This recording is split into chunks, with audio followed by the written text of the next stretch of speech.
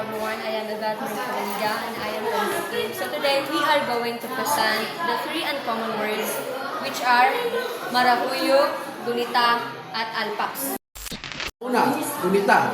Gunita. Ang salitang gunita ay nangangulugang alaala. Halimbawa, ang masayang gunita ay hindi ka malilimutan. Pangalawa, marahuyo. Marahuyo. Marahuyo. Ang salitang marahuyo ay nangangahulugang labis na paghanga. Halimbawa, marahuyo ako sa ganda ng kalikasan. Pangatlo, alpas. Alpas. Ang alpas ay nangungulugang kilos ng paglaya o pag-alis mula sa pagkatapos. Halimbawa, nais niyang alpasin ang takot sa kanyang puso.